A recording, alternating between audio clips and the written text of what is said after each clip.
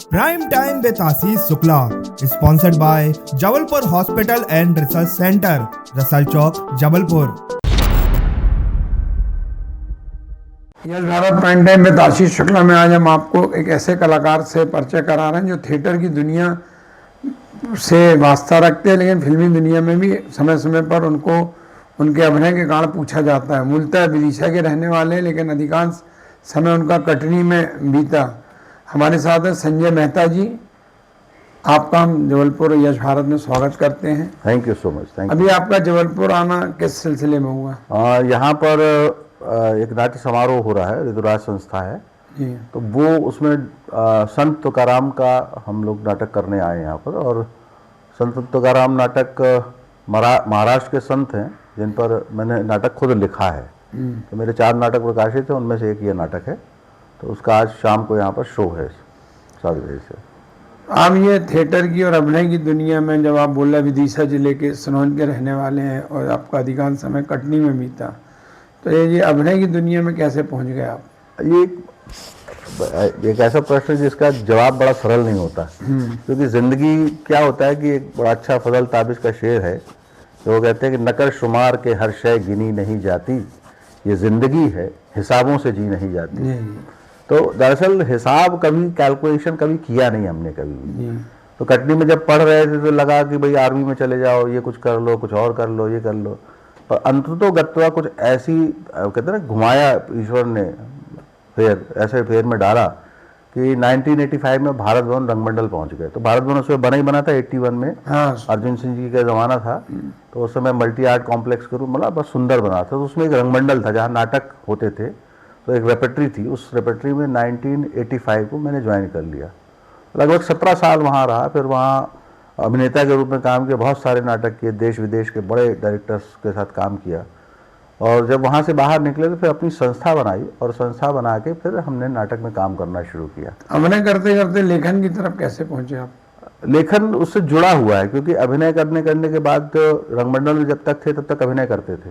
तो जैसे ही बाहर निकले तो सिर्फ अभिनय से काम नहीं चल सकता, क्योंकि ब्रेड एंड बटर को भी देखना था।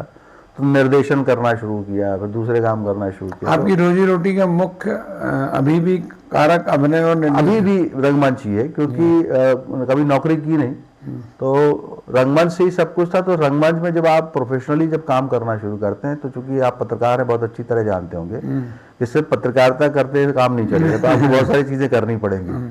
तो वैसे ही हम लोगों के साथ था कि अभिनय करने से कुछ नहीं होगा, तो आपको प्रोजेक्ट भी लेने पड़ेंगे, कुछ बनाना भी पड़ेगा, बड़ा प्रोजेक्ट प्रस्ताव लेके काम करना पड़ेगा। तो उस तरह से फिर लिखना भी शुरू किया कि अब लिखना है तो अगर अपना नाटक चाहिए, हमको ऐसा लगता है कि हमको कबीर को ऐसे प्रस्तुत करना है, तो हमको फिर लिखना भी पड़ेगा। नहीं तो फिर दूसरे का नाटक लो, उसकी दृष्टि से जो कबीर है वो आप करो। अभिनय की रहते रहते आपको ऐसा कौन सा पल है जब आपको लगा कि हम बहुत अच्छा, मैंने जिस पेशे में है हमें सेटिस्फेक्शन मिल रहा है? देखिए सब मनुष्य की जो कहते हैं ना कि इसी पे बहुत सारे साहित्यकारों ने लिखा है, क्योंकि सुमंगल सिंह सुमन की एक कविता है बड़ी सुंदर। तो वो कहते हैं कि मानव का मनचाहा जग में कभी नहीं पूरा होता है, और इच्छाओं की मृग तृष्णा में क्यों तू अपने को खोता है। तो ये मृग तृष्णा है और इसकी कभी बंद नहीं होती। तो मुझे तो भी ऐसे, जैसे हम लोग भी पत्रकार हैं, जैसे हम जब अखबार खोल रहे थे खुश थे, ऐसा कोई पल आया होगा ना यार ये काम हमारे मन का मिला? नहीं, बस के नाटक करते करते बाद में फिर मुझे लगा कि संत परंपरा पे काम करना चाहिए। जी। तो फिर संत परंपरा पे जब मैंने काम शुरू किया, तो आदि शंकराचार्य पे एक नाटक किया शिवोहम के नाम से, वो लिखा भी। और उसके बाद फिर संत कबीर पर किया, फिर संत तुकाराम पे, अभी हमने तुलसी पर एक नाटक किया है, और तुलसी के बाद अभी मेरी गोरख पर नाटक करने की। तो ये एक लगा मुझे कि नाटक में अगर एक अच्छे मुकाम पर आप पहुंच रहे हैं, तो जो भक्ति परंपरा के जो हमारे भक्ति काल के योगी पुरुष हैं, उन पे काम करना शुरू किया मैंने। तो ये थोड़ा सा आनंद आया। फिल्मों में अचानक कैसे पहुंचे आप? फिल्मों में अचानक, एक चीज और यहाँ रोक रहा हूँ, थिएटर के लोग कहते हैं फिल्मों में बहुत कम जा पाते हैं, पहुंचते हैं, तो उनको बड़ा दिक्कत का सामना करना पड़ता है। एक ज़माना था जब सिर्फ फिल्में थी। अब लेकिन चूंकि OTT आ गया, सीरियल आ गए, फिर फिल्में में भी अलग अलग बजट की फिल्में होने लगी, तो लो बजट में काम शुरू हो गया।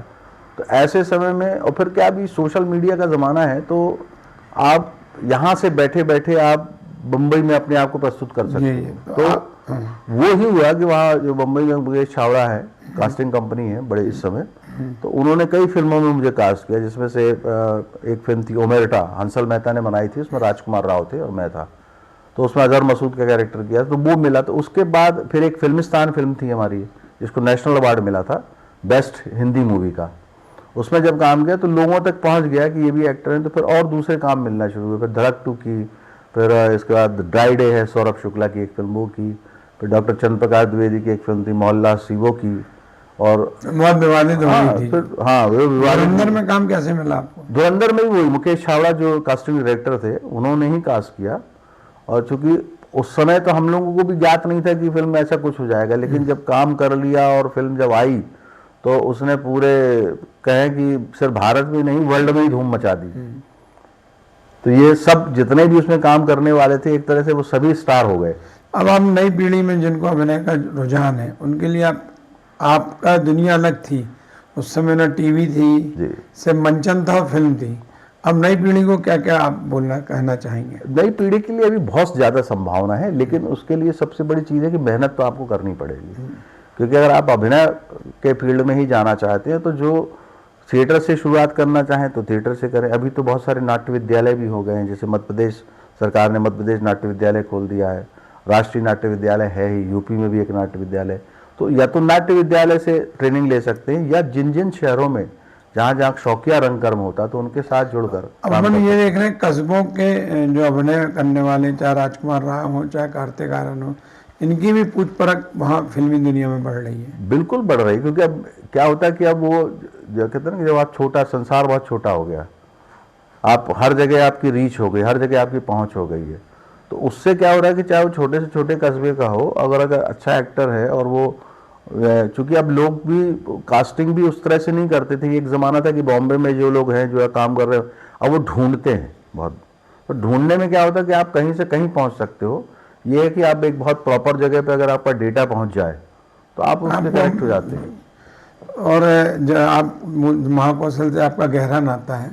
अब ऐसा कोई सवाल जो मैं आपसे ना पूछ पाया हूँ फिल्मी दुनिया का, आपके अभिनय का है, आपके परिवार का, जो आप बताना चाहते हो? नहीं, इसके अलावा तो जैसे मैंने कहा ना कि मैं बहुत सारी चीज़ें करता हूँ। तो लेखक तो हुई, 4 नाटक प्रकाशित थे, कविता संग्रह है, फिर अध्यात्म से भी मेरी रुचि हुई, तो एस्ट्रोलॉजर भी हूँ मैं, ज्योतिष का काम भी करता हूँ, फिर मेरा आश्रम भी है। बहुमुखी है हम। अब ये बहुत जैसे हमारे यहाँ तो ये कहा जाता है ना कि भाई चंद्रमा की इतनी 64 कलाएँ हैं, तब यह 64 कलाएँ में तो अब 64 कलाओं में तो पारंगत नहीं हो सकते, पर जितनी भी प्रभु की कृपा से है उतना हो जाए तो हो जाए बहुत। हम आपके उज्जवल भविष्य की और कामना करते हैं कि जितना जीवन आपका आगे का और उज्जवल रहे और आप लोगों को प्रेरणा दें। ये थे हमारे साथ संजू मेहता जी। अगली बार फिर हम किसी अन्य सक्सेस से मिलेंगे, तब तक के लिए नमस्कार। नमस्कार। Prime time with Ashish Shukla, sponsored by Jabalpur hospital and research centre, Russell Chowk, Jabalpur.